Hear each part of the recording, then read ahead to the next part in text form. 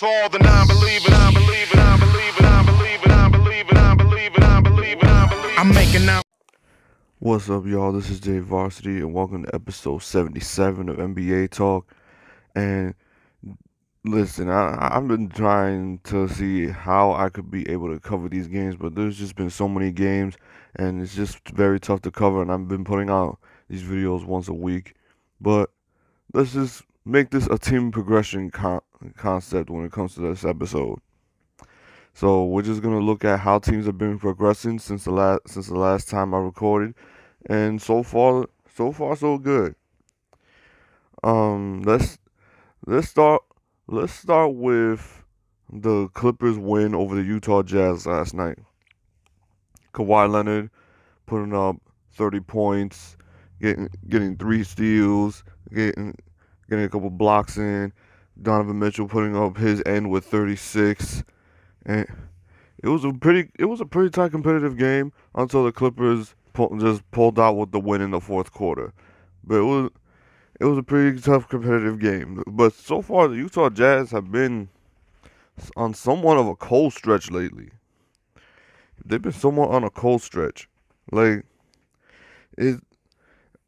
it's the fourth quarter that they're kind of struggling with right now. It's like they kind of look to each other and they're like they don't know who to go to, but then it's like the ball's gonna be in Donovan Mitchell's hands.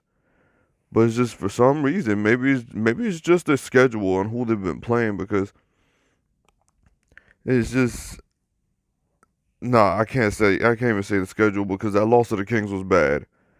That loss to the Kings was bad. Like there was, to me, I don't know how Utah lost to the Kings. To me, I don't know. There shouldn't be a reason why they lost to the Kings, because they the Kings have been struggling. The Kings don't even know their offense right now when it comes to what they're running through with Luke Walton. It just looks like they're freelancing the entire time, and it's just okay. They got their first couple of wins to start since their 0-4 start, but I still don't know who the offense is running through. I just don't know. It's like is it completely going through De'Aaron Fox? Is Buddy Hield getting the ball? Is like I just don't understand. I don't know what I'm seeing when I see the Sacramento Kings play. I really don't know what I'm seeing. But back to the Utah Jazz, they're another team. Is like they play the first 3 quarters well, and in the fourth quarter, if it's a tight game, it's like they just look at each other like is Donovan Mitchell going to be carrying the rest of the way? But like, isn't Mike Conley there for a reason also, to take some of the load off of Donovan Mitchell? And then you got these shooters for Donovan Mitchell to pass to. It's like, and I understand. I'm not going to be overly critical about their latest loss, because it's the Clippers. The Clippers are a very good defensive team. They switch on everything, so I can understand why they lost to the Clippers, especially since Kawhi was playing, because the last time they played, Kawhi wasn't playing. So it makes a huge difference when Kawhi's there and when he's not there, because that's a big, huge defensive presence. And when Kawhi is in that lineup, they defend and switch on everything.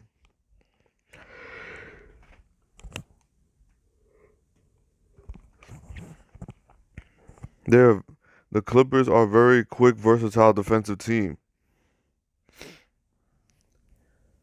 And so far we've been given and so far the Clippers, Kawhi Leonard has obviously been balling out. And it's just like, but for some reason it's like they're they're not making the headlines. Maybe because they're 5-2, but they're not making the headlines as I thought they would be, because the Lakers are 5-1. The Lakers are 5-1, and so far, you can say what you want about the Lakers' schedule and all that, but so far the Lakers have been balling out since that loss against the Clippers. They that one loss they took, they've been balling out ever since. And especially that thriller of a game that we got on Friday night with them against the Mavericks, that overtime thriller, and with that crazy one-up matchup with LeBron and Luka Doncic, that was a classic. It really was. Like that was a really good matchup. I like what I saw from LeBron James in that game. How he stepped up to take the challenge against Luka Doncic, and that was just a thing to watch. And to me, I just loved what I saw from both of them. They were both competitive. They were both. It was like, I'm not even gonna lie. It was like, LeBron should be literally looking in a mirror when he sees Luka Doncic play, because he literally was playing just like him, making cross court passes, taking step back threes, finding the open man on the lob. It was just like looking at two versions of LeBron on the court at the same time. That was absolutely scary how that game was. And defensively, the Lakers have been leading the league in blocks. That who would think that after 2010, that since 2012 there was that the Lakers would be leading the league in blocks. You haven't heard that in years. They haven't heard anything when it comes to defensive stats from the Lakers in years. Except for that they don't play defense, but they're playing defense this time. Like, they look like they're not joking when they're playing these games. Like that win against Dallas. Say what you want about the Dwight Howard illegal screen. Too bad. It's too late. You can't change the call. You can't change the outcome. Like, that's all I heard was people whining about the illegal screen. Too bad they didn't call it at that time. So too bad. Like, Jesus Christ. It's like, my God. Okay, we get it. It was an illegal screen. That's why I say these 2-minute reports are really stupid. Like, why make a 2-minute report if you're not gonna make the call in the first place? If you weren't gonna make the call in the first place, don't bother with the 2-minute report, because I'm getting sick and tired of it. Because if you knew damn well that Dwight Howard committed the illegal screen, why didn't you throw it on a coach challenge? Oh yeah, you can't throw a coach challenge in the last 2 minutes of the game. I find that to be a load of bull. But still, if you could throw a challenge to make an argument that Dwight Howard committed an illegal screen, you should have done it then. You should have done it then. Like, I'm getting tired of seeing the illegal screen comment and all that, and then the 2-minute report comes out that says Dwight Howard did foul Seth Curry. So what? What is the outcome? The Lakers won in overtime. Jeez. But the one thing I did find that was a little messed up, but at the same time I can't argue it, was when the Lakers pursued to inbound the ball when everybody was checking on Luka Doncic. But then at the same time, why? But the thing that kills me is, you see your player goes down after taking a blow to the head in the fourth quarter. You see him go down again. You know the Lakers still got the ball, so you can't call a timeout. You see them inbound the ball. Why didn't you just instantly foul? Why didn't you just instantly foul to get Luka off the court?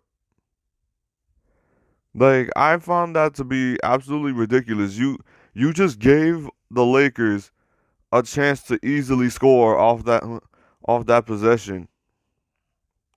Like, I really did not understand that concept. But at the same time, I found it a little disrespectful that the Lakers just quickly scored when everybody was checking on Luka Doncic. But at the same time, I can't blame them. We're trying to win ball games. I can't blame them. They're trying to win ball games, bro. But the Mavericks bounced back since that game.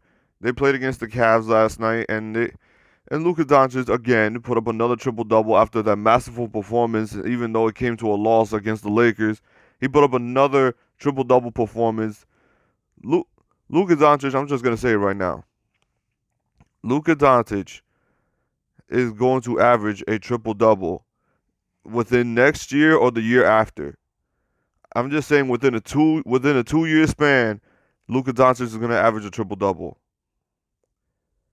Because what you're seeing from Luka Doncic is just absolutely mind-boggling when it comes to what I see from him on the court. And I heard the talk of people calling him overrated after last year and all that. This kid's the real deal. This kid is the real deal, and the Mavericks have a gold mine with him right now. And him and Kristaps Porzingis are just absolutely a crazy duo. But the thing with Kristaps that I've seen is Kristaps Porzingis. He's not a bad player. I'm not calling him bad at all, but he disappears in the second half of ball games. He disappears in the second half because not gonna lie to you, that game against the Lakers, he disappeared in the second half. I don't know where did Kristaps Porzingis go in that second half or even in overtime. Because I saw Luka Doncic hitting step back threes. I saw Luka Doncic finding open mans for threes, open lobs, and then I'm looking for Kristaps Porzingis. Like I'm literally looking for him. Like where the heck are you?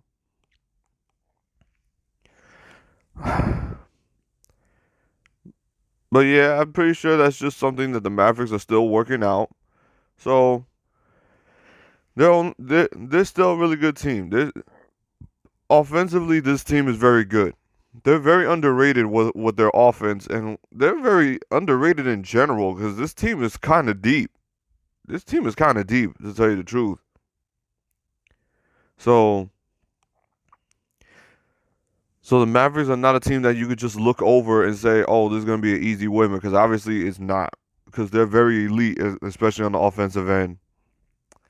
So, again, pursuing on with the Lakers, they also played the San Antonio Spurs last night. And I got to say, I was genuinely impressed with how they played against the Spurs last night. Because usually, I'm not going to lie to you, when I see LeBron play against a Gregg Popovich Spurs team, I'm never usually confident when it comes to how the game is going to play out, because usually Gregg Popovich knows how to create a system against LeBron, and usually when the games are in San Antonio, the outcome is usually never in LeBron's favor. Not saying anything about the officials, it's just the Spurs in general are just a great defensive-minded team, and Gregg Popovich just knows how to play against guys like LeBron. But then in this case, it's like the Lakers, just their talent and their defensive mindset just outnumbered the Spurs. I mean, the person that stood out in that performance for me, aside from LeBron James' second consecutive triple-double and Anthony Davis' 25 points, I'm watching the play-by-plays and all that. What has gone on with Dwight Howard? And I'm not saying that in a bad way. Like, did Dwight Howard go back into the fountain of youth and just, like, turn himself into the defensive player of the year, Dwight Howard? Like, what is he averaging? 2.4 blocks a game along with Anthony Davis? Because, again, I mentioned the Lakers are leading the league in blocks. Like, I'm literally seeing Dwight Howard, and he's getting put back dunks. He's getting lobs. He's just swatting shots left and right. Like, I'm looking at him like, is this really Dwight Howard? I'm like, is this really Dwight Howard? I'm just absolutely stunned. But then I'm happy for Dwight. I'm fi- I'm finally happy to see that he's being consistent and he's putting the work in and he's actually looking like he's enjoying basketball. Like I haven't seen Dwight Howard play with that much passion since maybe his Orlando days. So So I'm happy for Dwight Howard. Anthony Davis is finally starting to be a little more consistent when it comes to his ISO possessions because I was growing very concerned with Anthony Davis in his possessions against Dallas on Friday because he nearly costed the Lakers the game. But Anthony Davis and LeBron have been showing they've been showing consistency so far when it comes to their chemistry. And LeBron knows when it's time for him to take over, and then Anthony Davis knows when it's time for him to take over. It's been pretty consistent with who takes over games. Avery Bradley had to leave the game with a left leg contusion, but he's been listed as day to day. So I'm not concerned about that. Kyle Kuzma is back, so that's just another piece that they got to integrate, and they're integrating into the into their offense now, which is another weapon that they could use. Kyle Kuzma is gonna be an interesting piece, especially off the bench. I don't know what the Lakers are planning on doing, if they're gonna put him in the starting lineup or if they're gonna have him coming off the bench. But for me, coming off the bench is key when it comes to Kyle Kuzma and having him run lineups with having him in lineups separately with playing with LeBron and then playing with AD. Like to me, would be more of a opportunity for Kuzma to thrive offensively. Because if he plays with both AD and LeBron at the same time on the floor, I think spacing is going to be an issue because he's not exactly a lights out 3-point shooter. So I think playing with either one of them on the floor would benefit him more. The San Antonio Spurs, they had just beaten the Golden State Warriors the other day before playing the Lakers. The San Antonio Spurs have been quietly making noise too. I never in my mind ever doubt a Gregg Popovich team. That I can tell you right now. The day I see a Spurs team not make the playoffs to me is the day hell freezes over.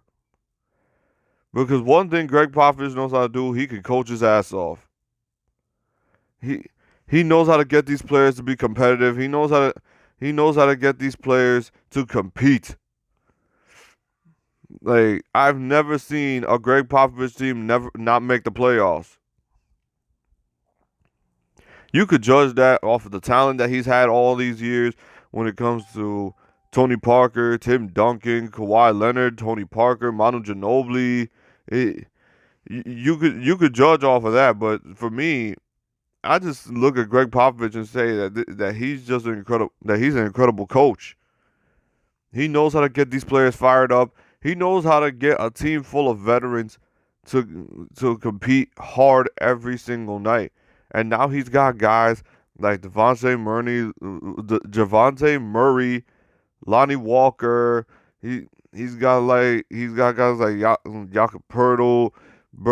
He give Gregg Popovich a chance to work with young guys, and that's even scarier because if he could get veterans if he could get 10+ year veterans to compete, imagine what he could do with a group of young guys. Like I know Gregg Popovich is a very strict coach, but I'm sorry if you want to know what it is and you want to know you want to learn how to win, you play for Gregg Popovich. Like that would be your first step to learning how to win is playing for Gregg Popovich. Like I never in my mind ever doubt the San Antonio Spurs when it comes to the playoffs. But where there is doubt and there is certainty that a team is not making the playoffs, Warriors fans, you might as well hide. you might as well hide because this is not good whatsoever. You might as well get ready for next season. Steph Curry's gone for was supposed to be 3 months. Draymond Green is supposed to miss the next few games with a torn finger ligament. D'Angelo Russell hurt his ankle. Klay Thompson out for the season.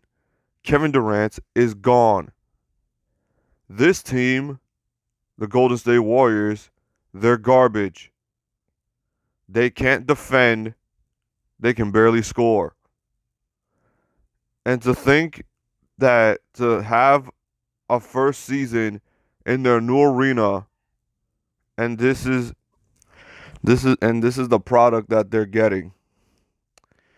Like, I'm pretty sure that when the investors thought that they were going to get the Golden State Warriors in the Chase Center, that they would have the championship core that they had in previous years, not this G League team that's underperforming every single night and getting blown out by teams like the Phoenix Suns. No disrespect, they're getting blown out by teams struggling against teams like the Charlotte Hornets. Like, I remember there was a clip during that game against the Hornets, and I forgot which Warriors player was saying that nobody on the Hornets can guard him. Now I remember laughing because as he's saying that, I'm like, well, you say nobody in the Hornets can guard you, but you guys can't guard them either. Like, I wanted to laugh so bad because who are you to be saying nobody can guard you when you can't guard anybody either?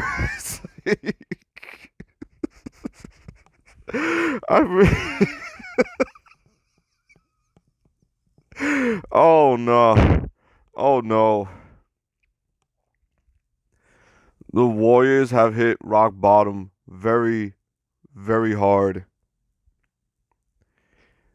But I think I mentioned all I needed to mention in my previous video when it came to the Warriors because it's only gotten worse since. Like, we're already hearing things like Warriors tanking for the draft. Like, no. Like, if you're the Golden State Warriors, you need to be embarrassed. If you're Joe Lacob and Peter Guber or something like that, or whoever it is, you need to be embarrassed. That should be embarrassing. The fact that you had what looked to be a dynasty in your hands and you lost it all within a few games from between last season and this season. The Warriors are never going to be the same for a long time. And Warriors fans are going from coming out of the woodwork to going back to hiding in the bushes. Or maybe they turn into Clippers or Laker fans. Who knows? But I want to get to a game that I wanted to mention, which is the Houston Rockets and the Miami Heat. But before I comment on the game itself, I have to say something about the Houston Rockets. I'm not liking what I'm seeing. I'm not liking what I'm seeing right now, and it's from a defensive standpoint. And to tell you the truth, I'm not surprised because Mike D'Antoni does not know how to coach defense. And then these guys just can't guard anybody. I mean, I say what you want that supposedly James Harden, he improved on defense. I don't know where. Like, where do people say that he improved on defense? But I just see that they look to James Harden and Russell Westbrook to create something, and they look for these miraculous defensive plays. I'm not these guys gave up 158 points to the Washington Wizards. That was already a red flag for me. As much as people say that they loved seeing that game, oh, it was a high-scoring game, it was an instant classic, To me, that raises a red flag. That raises a red flag for me. Like, how do you give up 158 points to the Washington Wizards? Like, to me, it just shows you can't play defense. And then James Harden, more like he has been he's been inconsistent, even though he's putting up like 29, 30-point games and all that. I really don't care because these close games, especially that close game against the Washington Wizards, that just rolls a red flag. So when I learned they were playing the Miami Heat, I expected Miami to win. Because what does one thing Miami knows how to do, and Eric Spoelstra know how to do? They play defense. That's one thing that I'm very consistent of, and as a Heat fan, I was very impressed. I was very impressed with the Miami Heat, with how they played defense against James Harden and Russell Westbrook, because even though the Rockets also played absolutely terrible, and they were still chucking up threes and still bricking them, and they couldn't even make layups at one point. The Miami Heat at one point were beating the absolute hell out of the Houston Rockets by 40 plus. Like, the Miami Heat have been elite on defense as well in the Eastern Conference. It's a scrappy team when you got Goran Dragic, you got Tyler Hero, you got Kendrick Nunn, Jimmy Butler, Kelly Olynyk, Bam Adebayo, Justice Winslow, James Johnson, Miles Leonard. Do I even need to keep going? Like, this is a very scrappy team, and Eric Spoelstra is a very underrated defensive coach. He can't coach offense. I'm telling you right now. Eric Spoelstra can't coach offense, but he can coach defense. He can get guys fired up to play defense. Offense is still a little suspect, but it's just like, but I'm liking what I'm seeing from the Miami Heat. They're 5-1, and I'm thinking people didn't expect the Miami Heat to start 5-1. You could say, oh, look who they've been playing, but then when you beat the absolute hell out of the Houston Rockets the way they did last night, like, you can't sleep on the Miami Heat. You really can't. Not as a defensive team, and not even as an offensive team, you can't sleep on them. Because they're starting to thrive offensively. But yeah, the Miami Heat, I'm very happy with the results that I've been seeing. Jimmy Butler looks like he was meant to play for the Miami Heat for the way that he plays hard on the defensive end, because that's one thing I've loved that the Miami Heat developed as the years went on since the LeBron D-Wade era, since the LeBron D-Wade and Chris Bosh era, that they developed a defensive mentality. So that's why I love Miami's always in the game. They don't give up so easily. They're still in there. They're still in your face. When you head to Miami and you're playing against the Miami Heat, you're going to be in there and you're going to have to get ice bags or something like that, because they're going to play physical against you. That's what I love. They're scrappy. That's what I love about the Miami Heat. They're scrappy. They don't give up easily. Even against teams like the Lakers, the San Antonio Spurs. Look at how they played against the Milwaukee Bucks. They stay in the game. They always believe they can win the game. They don't just look at the talent they see across the floor and they just say, "Oh, okay, we're gonna lose because look, it's LeBron and AD. It's Kawhi and Paul George." No, they're going to fight and they're going to get in your face and they're going to play defense as hard as they can.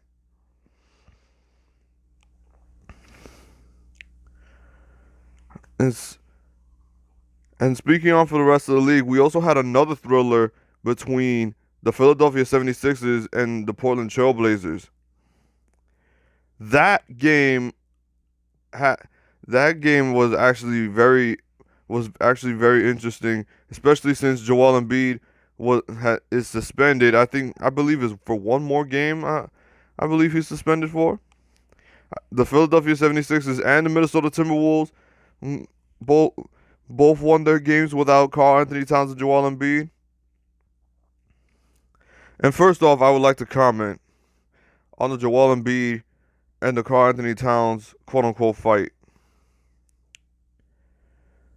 Karl Anthony Towns is a softie. I'm not defending Joel Embiid's actions either, but damn it, Karl Anthony Towns, you lost the ball. You committed a turnover. Like what is your problem? Karl Anthony Towns, you have really been getting on my nerves with how soft you became since you got to the playoffs that one season. Like, Karl Anthony Towns really needs to show me something for me to be impressed with him again. Like, I'm not saying that I'm the only person that he's got to please. I'm talking about, like, for him personally, he needs to get the Timberwolves somewhat close to a playoff picture. Because it's just an absolute joke how I hear that general managers in the NBA would love to build a team around Karl Anthony Towns, and the Minnesota Timberwolves have Karl Anthony Towns, and then when they finally get to the postseason, what was he at? I saw one game that he put up 5 points and he was getting out muscled and out rebounded by Clint Capella. Not saying Clint Capella is I'm not saying that he's a pushover, but for Karl Anthony Towns, for a guy your size, for a guy so talented, you're getting out muscled by a guy you're getting outplayed and out muscled by a guy like Clint Capella, and that just raised a red flag for me. So when I see you complaining and starting and then basically wrestling with Joel Embiid, because you got double teamed, how much of a softie are you? Go back and play defense. And then Joel Embiid, you're acting like as if Karl Anthony Towns punched you. He didn't throw a punch. He put you in a headlock. And you both fell to the ground. So both of you're both acting soft. I think you acted harder on your Instagram post than you did in the actual fight. And whoever said that Ben Simmons was playing the peacekeeper, I would love to know what they think a peacekeeper is, because I've never seen a peacekeeper put somebody in a headlock. I've never seen somebody play peacekeeper and put somebody in a chokehold. I've never seen that in my life. But that's enough of the Joel Embiid and Karl Anthony Towns fight. Let's get back to the Philadelphia 76ers and the Trailblazers. It was a tight and competitive game, and I thought, for me personally, the absence of Joel Embiid would make a difference and the Portland Trailblazers would thrive. But once again, Al Horford came and started at center, and you could always, from time to time, put Al Horford at center, and he'll still give you production. I mean, look at his years in Boston. He won't give up on the defensive end. Damian Lillard, aka Dame Dollar, who dropping bombs from damn near 30 feet, like he's Steph Curry now. So, but then it was like the last 30 seconds of the game, I thought Portland had pulled this away, because I'm looking at Ben Simmons hitting the free throws, and I'm like, okay, so the 76ers just might pull this away. When I saw Damian Lillard make that cross pass, and excuse me if I don't know his name, what's his name, hits the 3-pointer and puts the Blazers up 2, I was like, oh, this game is over. And then, excuse me if I can't pronounce this guy's name right, Cosmic or something like that, when he hits the corner three, and it looks like the same play that the Lakers made for Danny Green, except it just Ben Simmons just didn't go around from the top of the key. He literally just got the ball in the corner and just threw it up, and there was 0.4 seconds left in the game. That's what I'm loving so far about this NBA season. We're getting a lot of close games. We're getting a lot of close competitive games. Like that's all we've been asking for. Is for teams to compete. That's all we're asking for. Is for teams to compete. That's why we're getting all these close games. I'm just loving this. The Milwaukee Bucks got their revenge against the Toronto Raptors. Giannis Antetokounmpo has been dominating like he always has been. I'm growing concerned about the Toronto Raptors for how much of the load that Pascal Siakam has to carry. But then I have a feeling the Toronto Raptors in the future will start to make trades and they'll start to build around Pascal Siakam again, even though they have quite a decent roster. But it's just how much of the load he has to carry. Because if Pascal Siakam still has to put up 30-something points for you to still win a ball game, that's another red flag for me. Kyle Lowry's been playing decent. But against a team like the Bucks, and then when you gotta play teams like Philly, you got they're going to play you tough because for one, you're the defending champions. Two, they're gonna look at you like, okay, you guys are not so tough now. Where's Kawhi? Where's your boy Kawhi? Where's your boy Danny Green? They're going to play hard against the Toronto Raptors because Philly and Milwaukee are the two teams that have got the Raptors on their radar, and they just want to beat the absolute crap out of them. And the Bucks did just that. Now when it's Philly's turn and Joel Embiid comes back, oh no, that's gonna be ugly. But once again, you can't disrespect the defending champions. You gotta show them the respect. They're the champs. You gotta play hard against the defending champs. But yes, if I didn't cover certain games or certain teams, I'm sorry. There's just a lot going on in the league. And quite frankly, I can't cover all events. But yes, that's it. That's all. Like, comment, subscribe if you like basketball content. This is your boy Jay Varsity, and I am out. Peace. We got some non-believers out there. Make believers out of non-believers. Make believers out the overseers.